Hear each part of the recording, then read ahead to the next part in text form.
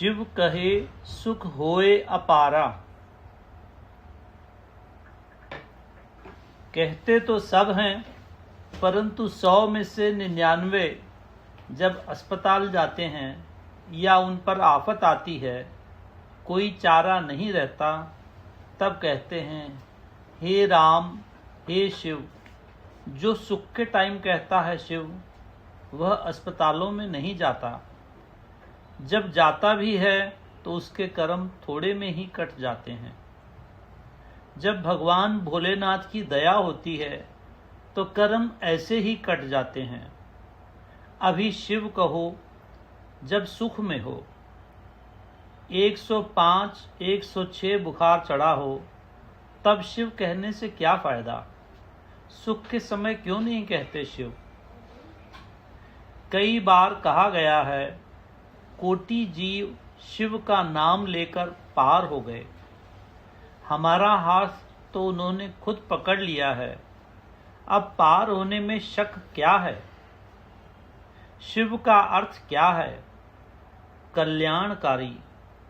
जो दूसरों का कल्याण करता है, जगत का कल्याण करता है, उसको शिव कहते हैं।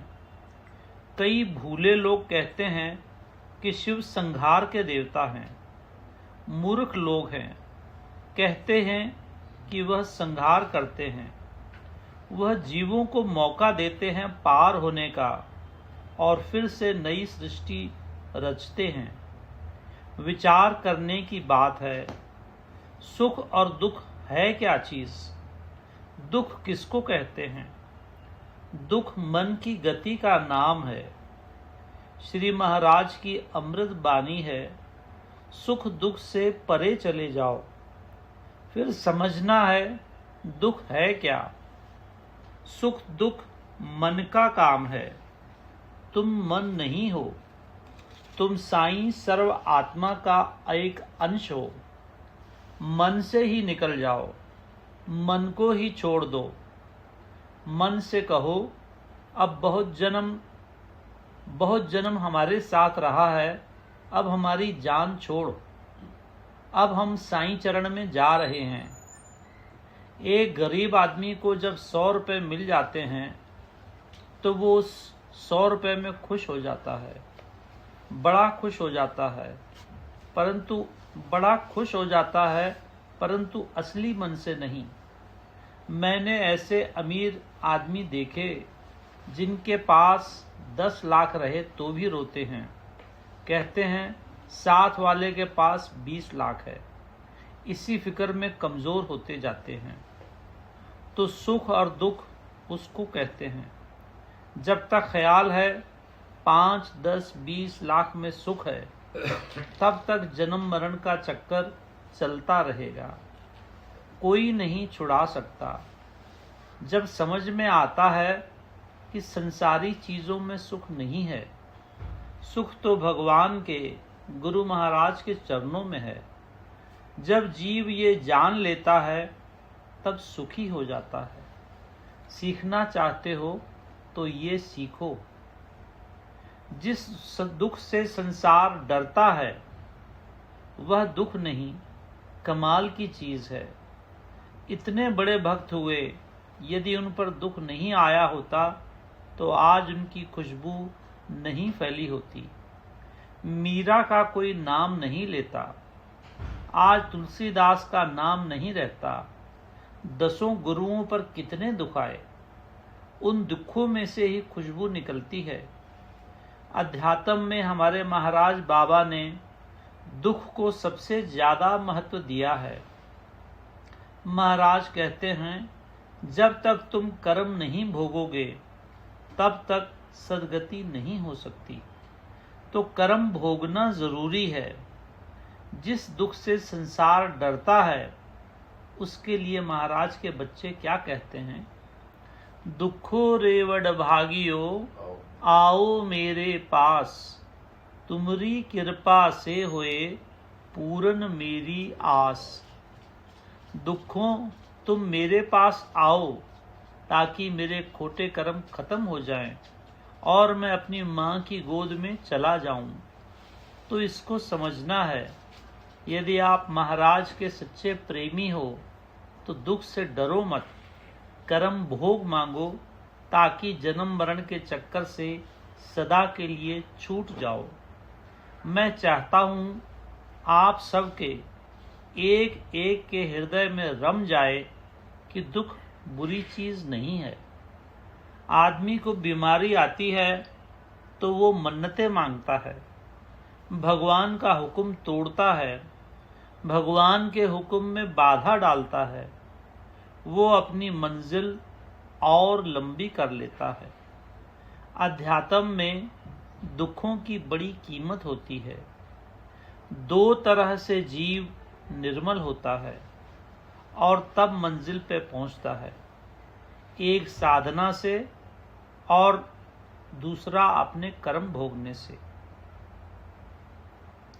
एक से आप मंजिल पर नहीं पहुंच सकते। जब आप दुख खुशी से भोगोगे तो आप में से ऐसी सुगंध फूट पड़ेगी जो संसार में फैलेगी। डरो मत, संसार की सबसे महान चीज को पाने के लिए कीमत तो देनी पड़ेगी। अपने किए हुए कर्मों को रोकर नहीं, खुशी से भोगो, उसके होकर रहो। श्री महाराज की इस गद्दी पर बैठकर ये वायदा नहीं करूंगा कि संसारी सुख दूंगा। जिसको दुख चाहिए वो यहाँ आए, जिनको सुख चाहिए तो जाओ दूसरे दरबार में। जो दुख खुशी से भोग सकते हैं वही इस दरबार में आने के लायक हैं। दूसरों के लिए ये दरबार नहीं है। इसको अच्छी तरह समझना है, इसको अपने जीवन में लाना है। फेल नहीं होना, हुक्म नहीं तोड़ना, मन्नतें नहीं मांगना, उसके हुक्म में रहना है। फिर वह थोड़े थोड़े में कर्म काटेगा। शिकायत नहीं करना है, मांगना है तो ये मांगो, दुखो रेवड़ भागियो आओ मेरे पास, तुमरी कृपा से होए पूर्ण मेरी आस। तब महाराज हमें मिलेंगे जब हम अपने कर्म खुशी से भोगेंगे। साधना और कर्म भोग दो लिम्स हैं भगवान को पाने के लिए। एक से काम नहीं चलेगा। साधना भी करना है और अपने दुख भी खुशी से भोगना है। याद रखो, ये नाम तभी फल देगा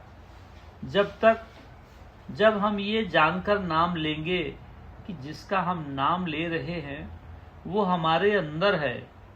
शिव कहते किसको हैं? जो हमारे अंदर है। राम कहते किसको हैं? जो हम सब के हृदय में रमा है।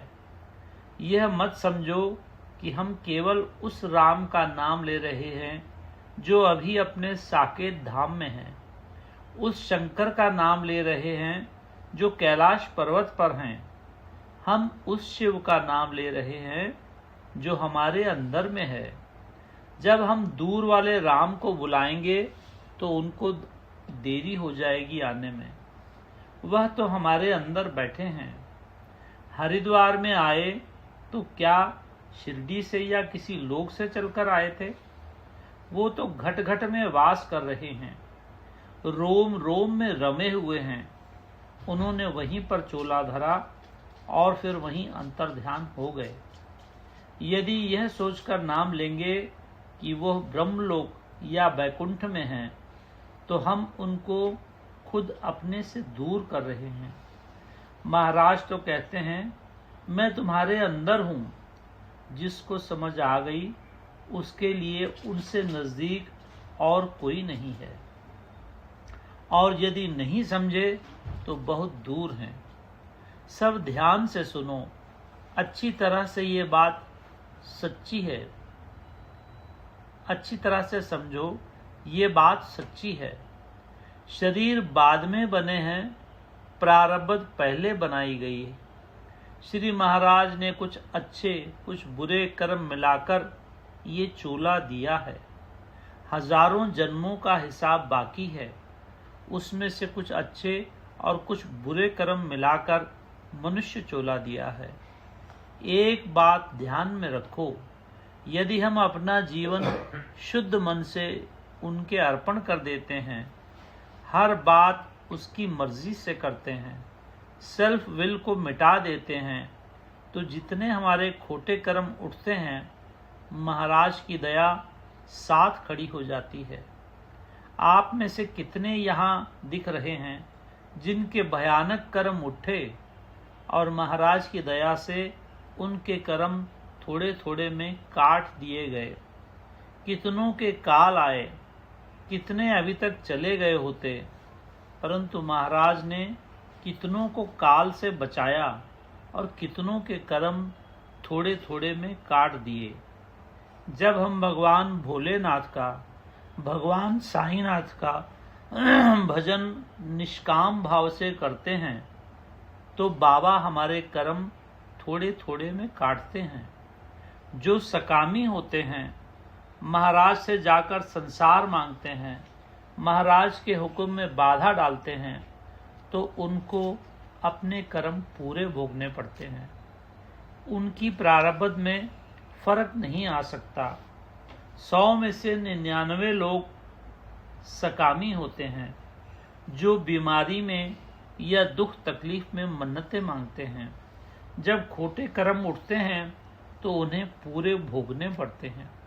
जो महाराज के बच्चे हैं, जो भगवान के सिवा कुछ नहीं मांगते, जो हर हाल में कहते हैं तेरी इच्छा पूर्ण हो, तेरा भाना मीठा लागे। माँ हमें तेरे हुक्म में रहना है, माँ तू जानती है हमें कैसे रखना है। माँ हम तो कुछ भी नहीं जानते, हम तो नादान है, बच्चे हैं, हम नहीं जानते हमारा कल्याण किसमें है।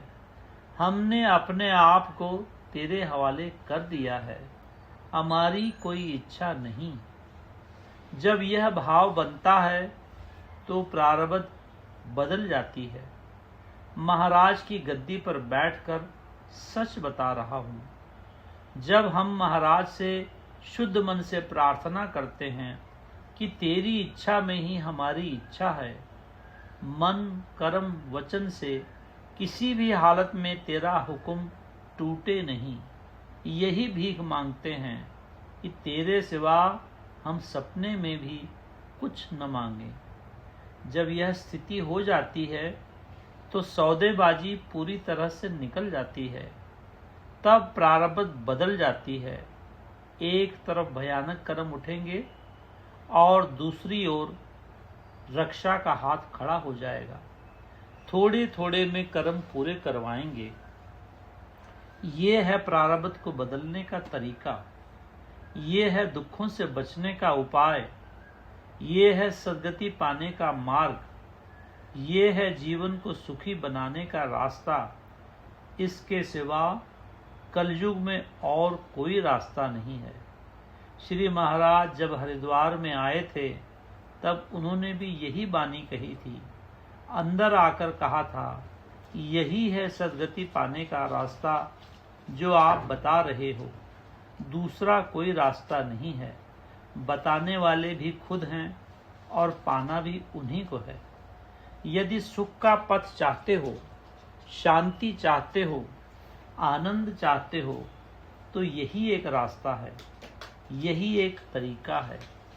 गोस्वामी तुलसीदास जी कहते हैं कि विधि का लिखा कोई नहीं मिट सकता, परंतु एक यही रास्ता है विधि को मिटाने का, और दूसरा कोई रास्ता नहीं। जब हम हुक्म में रहते हैं तो वो काबू में आ जाता है। लोग कहते हैं काल पर विजय नहीं पा सकते। मैं कहता हूँ ये रास्ता है काल पर विजय पाने का। बाबा साईनाथ के बच्चों को कौन हाथ लगा सकता है? यदि हम सचमुच उनके बच्चे हैं तो काल में हिम्मत नहीं बाबा के बच्चों को हाथ लगाने की। प्रारब्ध बदलना चाहते हो, दुख को सुख में बदलना चाहते हो, तो यही एक रास्ता है, दूसरा कोई रास्ता नहीं है। हुक्म में रहने से ये विधि हुक्म में रहने से वह विधि तक बदल देते हैं। पिछले 4 बरस में 1 बार नहीं, 2 बार नहीं, 10 बार नहीं, 100 बार नहीं, हजारों बार विधि को बदल चुके हैं। देख रहे हो, अनुभव कर रहे हो, तो सच्चाई से भागना क्यों? सच्चाई को अनुभव करके सच्चाई में रहना हमारा काम है। यह बात समझने की है।